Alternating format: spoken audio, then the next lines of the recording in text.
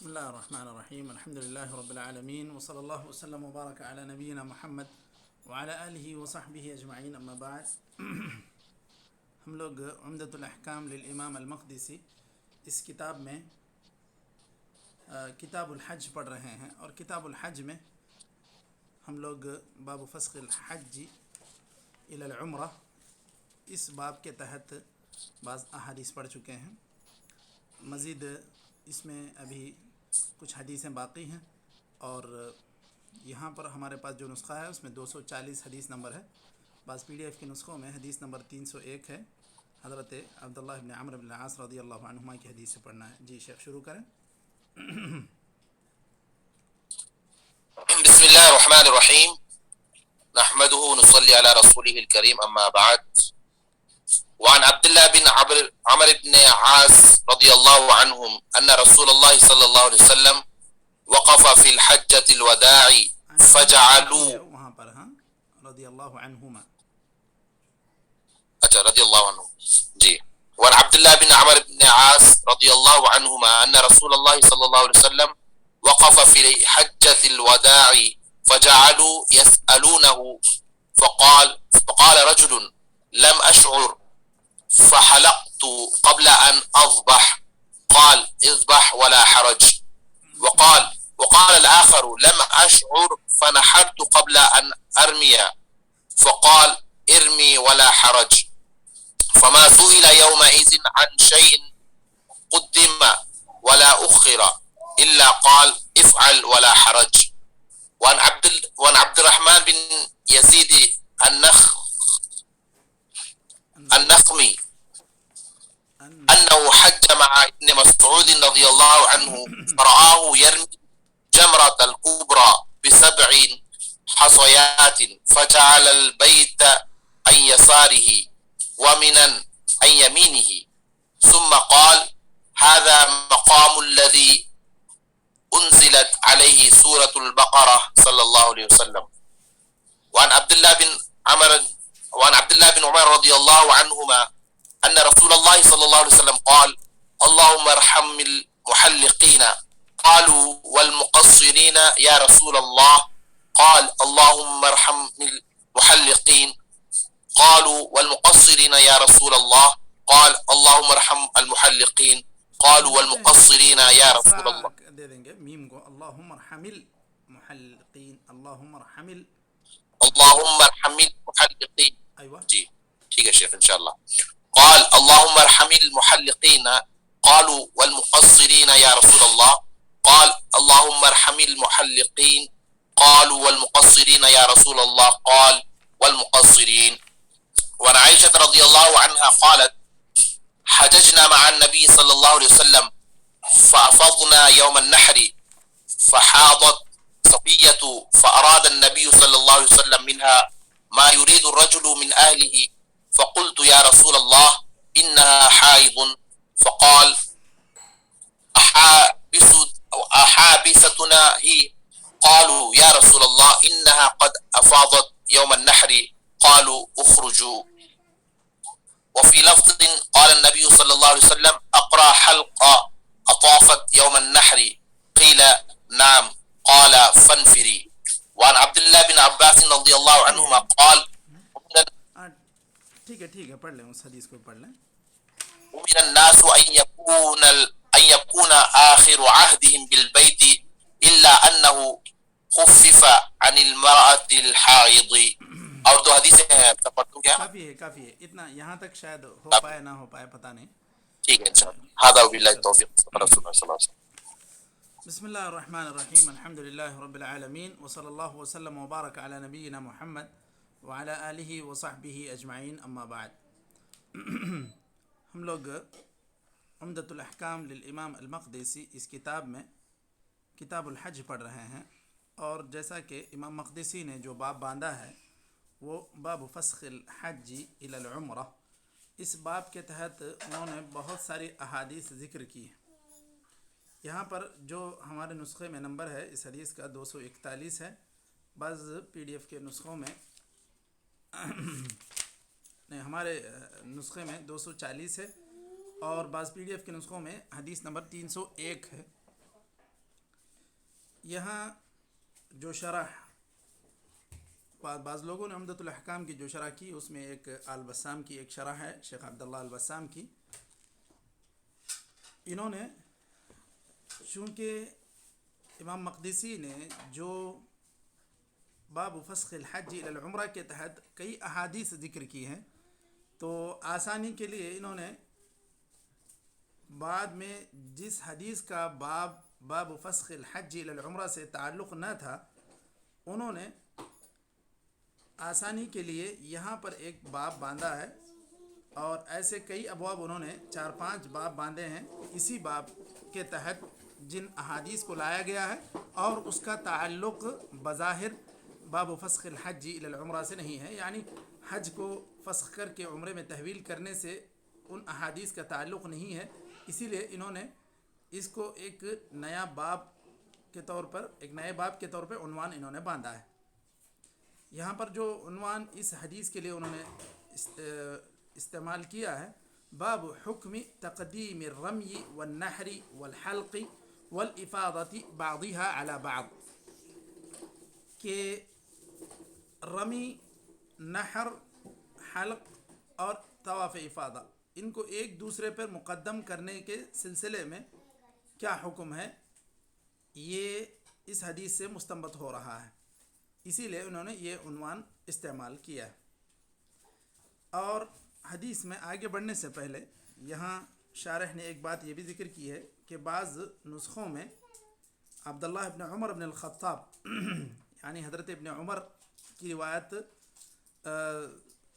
منقول ہے، جبکہ صحیح بات یہ ہے کہ یہ حضرت عبداللہ ابن عمرو ابن العاص رضی اللہ عنہما سے منقول ہے، یعنی روایت ان کی ہے. کبھی ہوتا ایسا ہے کہ صرف حضرت عبداللہ ابن عمرو یا عبداللہ ابن عمر دونوں میں فرق کرنے کا واضح طریقہ کیا ہے مشائخ؟ صرف اگر اتنی ہی بات دو نام ہی لکھے ہوں تو دونوں میں کیسے فرق ہوگا؟ واو کا فرق ہے. ایوہ بالکل صحیح بات ہے. کہاں پر ہے واو بتائیں؟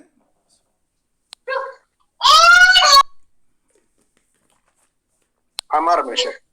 ایوہ جب عمر لکھیں گے تو عمر اور عمر میں فرق کرنے کے لیے واو وہاں پر بڑھا دیا جاتا ہے، تو جہاں پر واو ہو تو وہاں پر عمر مراد ہوگا. تو اگر کبھی کسی نسخے میں واو چھوٹ گیا تو لوگوں نے اس کو شاید حضرت عبداللہ ابن عمر ابن الخطاب لکھ دیا ہے.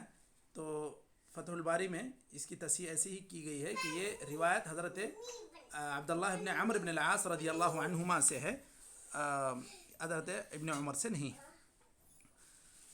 حدیث کیا ہے کہ نبی کریم صلی اللہ علیہ وسلم ایک جگہ حجۃ الوداع میں کھڑے ہو گئے تو آپ صلی اللہ علیہ وسلم سے لوگوں نے آ کر فتوے پوچھنا شروع کیا یا سوالات کرنے شروع کیے.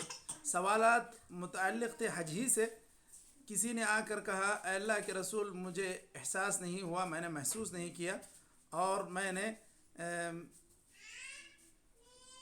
پہلے میں نے سر مونڈ لیا ذبح کرنے سے پہلے. تو یہاں پر جو ترتیب اصل میں مشروع ہے، جو نبی کریم صلی اللہ علیہ وسلم نے ترتیب سکھلائی ہے 10ویں ذی الحجہ کے کاموں کی، اس کے اندر یہ ہے کہ سب سے پہلے آدمی رمی جمار کرے، کنکریاں مارے. 10ویں ذی الحجہ کے دن جب آدمی مزدلفہ سے سیدھے مینا پہنچے گا تو اس وقت سب سے پہلا کام جو آدمی کو حاجی کو کرنا ہے وہ کنکری مارنا ہے. پھر اس کے بعد جو دوسرا کام ہے وہ جانور ذبح کرنا ہے، اگر وہ متمتع یا قارن ہو تب. اگر نہیں ہے تو اس کے اوپر قربانی نہیں ہے. تو ترتیب میں وہ 10ویں ذی الحجہ کے جو کام ہیں اس میں یہی ہے، سب سے پہلے کنکری مارنا رمی، دوسرا النحر، تیسرا حلق یا تقصیر، اور چوتھا ہوگا طواف بالبیت، یعنی یہ طواف افاضہ ہے. طواف افاضہ کو طواف افاضہ اس لیے کہتے ہیں کہ لوگ یہاں پر ایک پورا سیلاب کی طرح امڑ کے آتا ہے لوگوں کا بیت اللہ کا طواف کرنے کے لیے. طواف افاضہ یہ رکن ہے حج کا، اسی لیے. تو یہ اصل میں ترتیب ہے جو نبی کریم صلی اللہ علیہ وسلم نے اسی ترتیب کے مطابق 10ویں ذی الحجہ کے کام کیے. لیکن جب لوگوں نے آ کر پوچھا اے اللہ کے رسول یہ جو ترتیب ہے میں اس ترتیب میں تقدیم و تاخیر کر دیا ہوں. مثال کے طور پر جو سب سے پہلے صحابی شیخ تھوڑی ایک دفعہ آپ پھر سے ریپیٹ کر دیں گے ترتیب سے. اچھی بات ہے. ترتیب یہ ہے کہ پہلے کنکری مارنا، الرمی پہلے ہے ترتیب میں. جو 10ویں ذی الحجہ کے کام ہیں، جو ہی آدمی مزدلفہ سے منی پہنچے گا سب سے پہلے کنکری مارنا ہے، الرمی، یہ پہلا کام ہے. دوسرا کام ہے نحر، جانور ذبح کرنا. اگر متمتع یا قارن ہو تو وہ ذبح کرے گا، اگر نہ ہو تو پھر وہ اس کے اوپر یہ نحر یعنی قربانی کا جانور ذبح کرنے کا کام نہیں. تیسرا کام ہے حلق یا تقصیر، یہ بال مونڈ لے یا چھوٹے کرے، یہ تیسرا کام ہے. اور چوتھا الطواف بالبیت یعنی طواف افاضہ. یہ ترتیب وار 4 کام 10ویں ذی الحجہ کو کرنے ہیں. اور ایسے ہی آپ صلی اللہ علیہ وسلم نے کیا، اور آپ صلی اللہ علیہ وسلم نے کہا بھی خذوا عنی مناسککم، کہ مجھ سے اپنے مناسک کو جانو، سیکھو، معلوم کرو. تو آپ صلی اللہ علیہ وسلم کی یہی ترتیب تھی. لیکن ہوا ایسا کہ بعض صحابہ اس بات کو پوری طرح یعنی کہ ابھی گویا کہ یاد نہیں رکھ پائے تھے کہ کون سا کام پہلا کرنا ہے، کون سا کام بعد میں کرنا ہے. تو ان سے ایسا ہوا کہ انہوں نے ذبح کرنے سے پہلے حلق کر لیا، بال مونڈ لیے. تو یہ ترتیب میں حلق کا نمبر تیسرا تھا، انہوں نے اس کو دوسرے نمبر پر کر دیا. اور تو آپ صلی اللہ علیہ وسلم نے کیا کہا، اذبح ولا حرج، ٹھیک ہے کوئی بات نہیں، آپ ذبح کریں، کوئی آپ کے اوپر کوئی مضائقہ نہیں ہے. مطلب آپ صلی اللہ علیہ وسلم نے یہاں ان سے فدیہ ودیہ کے لیے نہیں کہا کہ تم نے غلطی کی ترتیب میں تم دم دو، ایسی بات آپ صلی اللہ علیہ وسلم نے نہیں کی. وقال الآخر، اور دوسرے نے کہا لم اشعر فنحرت قبل ان ارمی، مجھے احساس نہیں ہوا، میں سیدھے آیا مزدلفہ سے منی جو پہنچا تو میں نے سب سے پہلے جانور ذبح کر دیا، بعد میں نے رمی کی. تو آپ صلی اللہ علیہ وسلم نے کہا ٹھیک ہے کوئی بات نہیں، رمی کرو، کوئی حرج نہیں. بلکہ صحابی یہاں تک کہتے ہیں یہ جو 4 کام ہیں 10ویں ذی الحجہ کے، اس میں بہت سارے لوگوں نے تقدیم و تاخیر کی. جس نے بھی جو بھی پوچھا کہ میں نے اس کو پہلے کیا، اس کو بعد میں کیا، آپ صلی اللہ علیہ وسلم نے کہا فما سئل يومئذ عن شيء قدم ولا اخر الا قال افعل ولا حرج. آپ صلی اللہ علیہ وسلم کا یہ حکم ہے کہ تم یہ کرتے جاؤ، کرو، ایسی کوئی حرج کی بات نہیں ہے. اب یہاں پر اس حدیث میں جو مسائل مستنبط ہو رہے ہیں اس میں سب سے پہلا مسئلہ یہ ہے کہ آدمی جو امیر ہو یا قافلے کا، یا اسی طرح اگر جو ادارے ہوں امر بالمعروف نہی عن المنکر کے، وہ ان لوگوں کی طرف سے ہو، بعض علماء کا تعین ہونا چاہیے جن کے ذریعے یہ حج کرنے والے حضرات صحیح طور پر فتویٰ معلوم کر سکیں. خواہ وہ الیکٹرانک ذریعہ ہو یا براہ راست وہاں پر مفتیوں کو متعین کیا جائے، کوئی نہ کوئی ترتیب ہو جس سے حجاج کو مسئلہ معلوم کرنے میں آسانی ہو. جیسے نبی کریم صلی اللہ علیہ وسلم کھڑے ہو گئے تھے اسی کام کے لیے. دوسری بات کہ اگر کوئی آدمی پہلے نحر کر دیتا ہے، پھر حلق کرتا ہے، تقصیر کرتا ہے، یہ جو ترتیب ہے اس کو الٹ دیتا ہے تو اس میں کوئی مضائقہ نہیں ہے، خواہ وہ بھول کر کیا ہو یا نادانی میں کیا ہو. اچھا، اور اس کے بعد تیسرا کام اس کے اندر یوم النحر یعنی 10ویں ذی الحجہ میں جمرۃ العقبہ کو کنکریاں مارنا ہے. اور اس کی کیا حکمت ہے، یہ شیطانی وسوسے کو دور کرنا. یہ حضرت ابراہیم علیہ السلام کو جب یہاں شیطان نے بہکایا، یہ اس کی یاد ہے. یہ اصل میں اب شعائر حج کا ایک حصہ ہے. یہ اب یہاں یہ سوچنا کہ اگر ہم یہاں ماریں گے تو یہ شیطان کو یہ کنکر لگے گا یا پتھر جا کر برابر اس کو لگے گا، اس کے لیے آدمی چھوٹے کنکر کے بجائے بڑے کنکر لے لے اور پورے غصے میں اس کو مارے، یہ کوئی مشروع عمل نہیں ہے. اس کی ترتیب اور اس کے تعلق سے بعض دیگر احادیث بھی آئیں گی کہ آپ صلی اللہ علیہ وسلم نے بالکل چھوٹی کنکریاں لی اور اتنا ہی چھوٹے چھوٹے کنکر سے ہی آپ صلی اللہ علیہ وسلم نے اس مناسک میں اس عمل کو انجام دیا. تو جمرۃ العقبہ کو پہلے 10ویں ذی الحجہ میں ایک ہی جمرۃ العقبہ کو ہی کنکریاں ماریں گے. اب رہی بات یہاں، اگر یہ بات تو واضح ہوئی تھی کہ اگر کوئی آدمی تقدیم و تاخیر کرے کسی بھی کام میں، خواہ وہ بھول کر ہو یا نادانی سے ہو، تو اس پر تو کوئی حرج نہیں. لیکن اگر کوئی آدمی جان بوجھ کر اس ترتیب کو الٹتا ہے تو کیا اس کا بھی وہی حکم ہے جو ناسی اور جاہل کا ہے، یعنی بھولنے اور نہ جاننے والے کا ہے، یا پھر اس کے اوپر کوئی الگ حکم ہے کہ اس کو دم دینا پڑے گا؟ تو یہ اس میں جو اختلاف ہے، اس میں جمہور کا یہ موقف ہے کہ اس کے اوپر کوئی حرج نہیں، گرچہ کہ اگر کوئی آمدن بھی کر لے تو بھی کوئی حرج نہیں ہے، کیونکہ آپ صلی اللہ علیہ وسلم نے جو جملہ کہا لا حرج، آپ صلی اللہ علیہ وسلم نے کہا کہ کوئی حرج نہیں. اگر ایسی بات ہوتی کہ اس ترتیب کے الٹنے سے کوئی دم دینا ضروری ہوتا تو آپ صلی اللہ علیہ وسلم کہہ دیتے کہ آپ نے ترتیب میں غلطی کی ہے، آپ دم دے دیں، پھر کوئی حرج نہیں. لیکن آپ صلی اللہ علیہ وسلم نے ایسا کوئی حکم انہیں نہیں دیا تھا. اور بعض علماء جس میں سعید ابن جبیر وغیرہ اور امام احمد سے بھی ایک روایت ہے کہ آپ نے یہ کہا کہ اس ترتیب کی خلاف ورزی اگر کوئی آدمی جان بوجھ کر کرتا ہے تو پھر وہ آدمی اس کو دم دینا پڑے گا، اس لیے کہ آپ صلی اللہ علیہ وسلم نے کہا خذوا عنی مناسککم، کہ مناسک مجھ سے سیکھو. جب آپ صلی اللہ علیہ وسلم نے یہ ترتیب سکھلائی، یہ ترتیب بتلائی، تو جان بوجھ کر اس کو الٹنا نہیں چاہیے.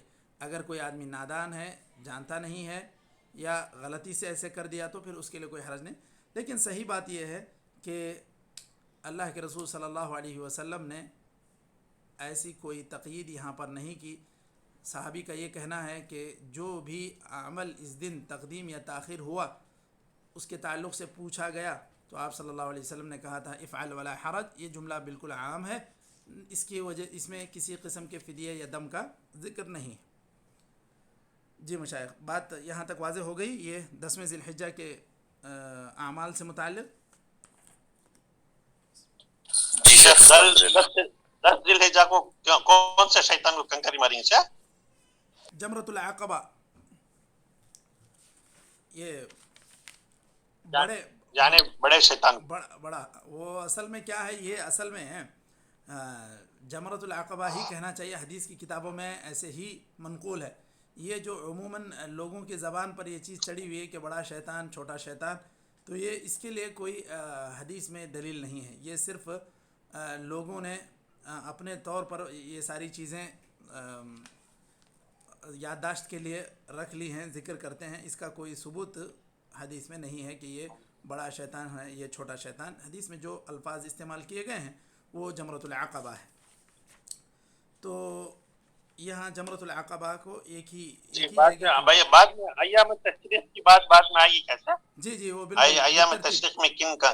ہاں بالکل بالترتیب یہ ساری باتیں آ رہی ہیں. ہر ایک حدیث کے بعد وہ انشاءاللہ وہ ساری چیزیں بالترتیب آ رہی ہیں. چلیے اس کے بعد جو حدیث ہے، حدیث نمبر 241 ہمارے پاس ہے. آپ لوگوں کے پاس 302 ہوگی جو PDF کے نسخے ہیں. یہاں پر بھی یہ شارح حدیث جو ہیں انہوں نے اس کو ایک باب کے عنوان سے باندھا ہے. اس حدیث کے لیے انہوں نے ایک باب استعمال کیا، باب کیف ترمی جمرۃ العقبہ، کہ کیسے مارنا چاہیے. اس کے لیے بھی انہوں نے ایک باب باندھا ہے کیونکہ اس حدیث میں الگ سے کنکری مارنے کا ذکر ہے کہ کیسے ماری جاتی ہیں کنکریاں. دیکھیے حدیث نمبر 241 یہ حضرت عبد الرحمن ابن یزید النخعی سے ہے کہ وہ ابن مسعود رضی اللہ عنہ کے ساتھ حج کیے تو انہوں نے دیکھا حضرت ابن مسعود کو جمرۃ الکبریٰ بھی کہیں یا جمرۃ العقبہ کہیں کہ انہوں نے 7 کنکریاں ماری. فجعل البیت عن یسارہ، ایسی صورت میں جب وہ کنکری مارنے کے لیے ٹھہرے تھے تو کعبۃ اللہ آپ کے بائیں سائڈ پڑ رہا تھا ومنن عن یمینہ، اور مینا آپ کے داہنے جانب تھا. ثم قال هذا مقام الذي انزلت علیہ سورۃ البقرہ. کیسے ترجمہ کیسے کریں گے مشائخ، یا اس کو کیسے کہیں گے، اس کا مفہوم بتا دیں. هذا مقام الذي انزلت علیہ سورۃ البقرہ.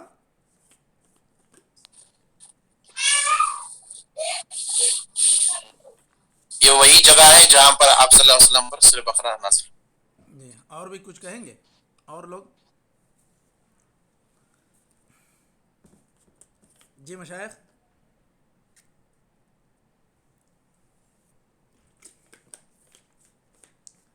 ترجمہ ایسا نہیں ہے، ترجمہ ایسا ہے اس کا، یا اس کا مفہوم یہ ہے هذا مقام الذي انزلت علیہ سورۃ البقرہ صلی اللہ علیہ وسلم. یہ اس ذات یا اس شخصیت کی جگہ ہے جن پر سورہ بقرہ نازل ہوئی. بظاہر آدمی سرسری طور پہ پڑھے تو ایسے ہی لگے گا کہ یہ وہی جگہ ہے جہاں پر سورہ بقرہ نازل ہوئی. ایسی بات نہیں ہے. حضرت ابن مسعود رضی اللہ عنہ اشارہ کرنا چاہ رہے ہیں اللہ کے رسول کی طرف، تو یہ کہہ رہے ہیں کہ یہ وہ جگہ ہے جہاں پر اللہ کے رسول صلی اللہ علیہ وسلم ٹھہرے تھے، اور یہاں ٹھہر کر آپ نے کنکریاں ماری، ایسے ہی ماری جیسے میں نے ماری، یعنی بائیں جانب کعبہ، داہنے جانب مینا. تو یہاں سورہ بقرہ کا محل نزول بتلانا مقصود نہیں ہے، یہاں اللہ کے رسول صلی اللہ علیہ وسلم کے کھڑنے کا طریقہ یا جگہ یہ بتلانا مقصود ہے. واضح ہوئی بات مشائخ؟ ہاں جی الحمدللہ. ماشاء اللہ ماشاء اللہ، جزاک اللہ خیر. بارک اللہ فیک. تو چلیے اب اس حدیث میں جو مسائل مستنبط ہو رہے ہیں ان کی طرف آتے ہیں.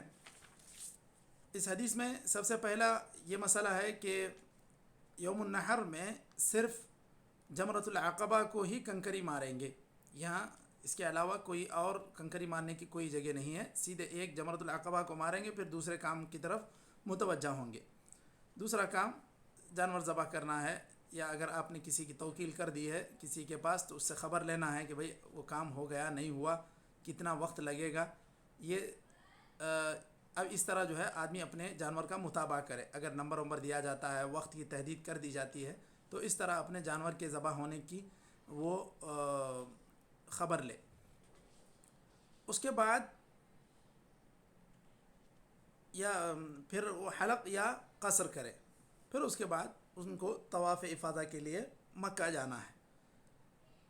اس کے بعد یہاں پر اصل بات یہ ہے کہ جو حضرت ابن مسعود رضی اللہ عنہ نے طریقہ بیان کیا یا جگہ بیان کی، وہ صحیح سنت کا طریقہ ہے، اور صحیح طریقہ یہی ہے کہ آدمی ایسے ہی مارے جس طرح نبی صلی اللہ علیہ وسلم نے کنکریاں ماری.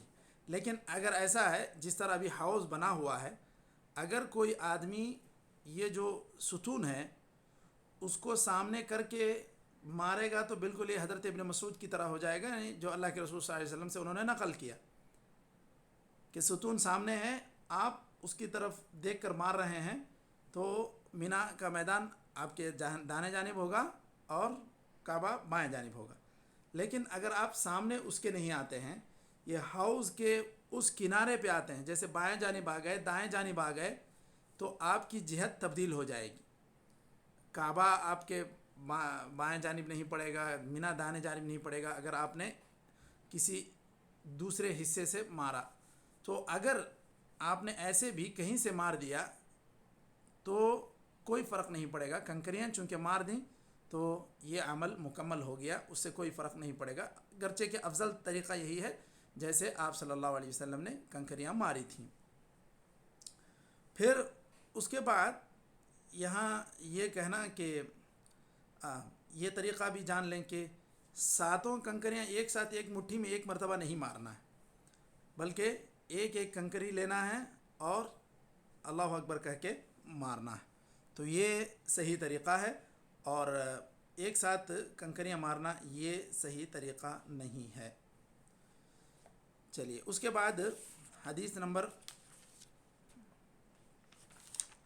242 بھی دیکھ لیتے ہیں.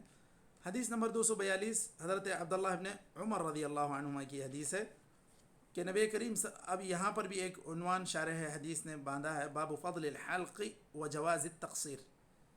اس باب سے بھی یہ بات معلوم ہو رہی ہے کہ حلق کرنا افضل ہے اور قصر کرنا جائز ہے. یہ بات سمجھ میں آ رہی ہے. حضرت عبداللہ بن عمر رضی اللہ عنہ کی یہ جو حدیث ہے اس میں یہ بیان کر رہے ہیں کہ نبی کریم صلی اللہ علیہ وسلم نے 3 مرتبہ حلق کرنے والوں کے لیے 2 مرتبہ آپ صلی اللہ علیہ وسلم نے دعا دی، ان پر رحم و کرم ہو اللہ کا. اور جب صحابہ نے سوال کیا اللہ کے رسول جو لوگ چھوٹا کیے ہیں بال کو صرف قصر کیے ہیں ان کے لیے بھی دعا کیجیے، تو آپ صلی اللہ علیہ وسلم نے دوبارہ حلق کرنے والوں ہی کے لیے دعا دی.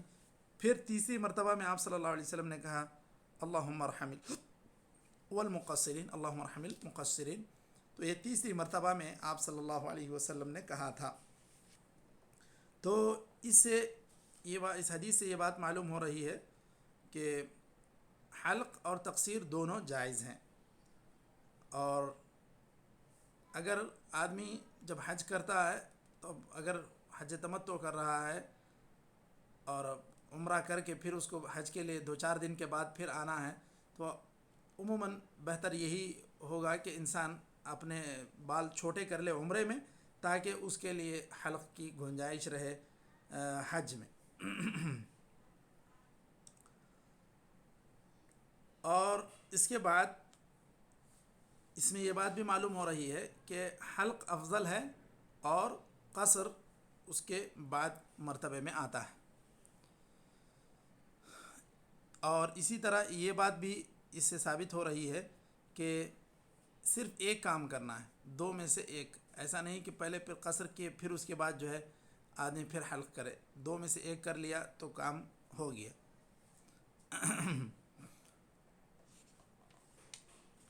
اور یہاں تک ہم لوگ آج رک جاتے ہیں اور اس کے بعد انشاءاللہ کل سے حدیث نمبر 243 حضرت عائشہ کی حدیث سے ہم لوگ شروع کریں گے. یہاں آج 3 حدیثوں پر ہم لوگ بات کو روک دیتے ہیں. نکتفی بہذا القدر وصلی اللہ وسلم وبارک علی نبینا محمد وعلی آلہ وصحبہ اجمعین. جی مشائخ یہاں تک جو پڑھے ہیں اس ضمن میں کوئی بات رہے، کوئی وضاحت طلب چیز رہے تو بتا دیں ورنہ اس میٹنگ کو یہاں روک دیتے ہیں. جزاک اللہ خیر. آپ کون سا حج کیا صاحب؟